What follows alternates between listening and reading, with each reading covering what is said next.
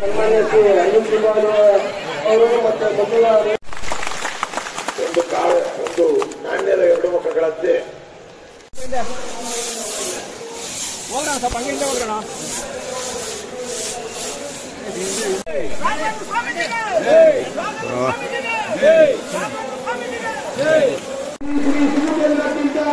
ಮಹಾಸ್ವಾಮಿಗಳು ನಮ್ಮ ಈ ಒಂದು ಸ್ವಚ್ಛತಾ ಅಭಿಯಾನ ಕಾರ್ಯಕ್ರಮಕ್ಕೆ ಚಾಲನೆ ಮತ್ತು ಒಳಗಿನ ಕೆಲವು ಪ್ರದೇಶಗಳು ಶ್ರೀಧರಡ್ಡಿ ಅವರ ನೇತೃತ್ವದಲ್ಲೇನು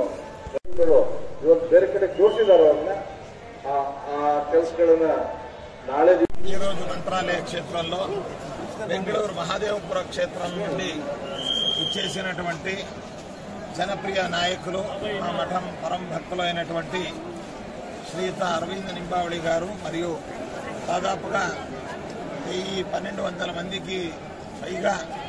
కార్యకర్తలను భక్తులను తీసుకొచ్చి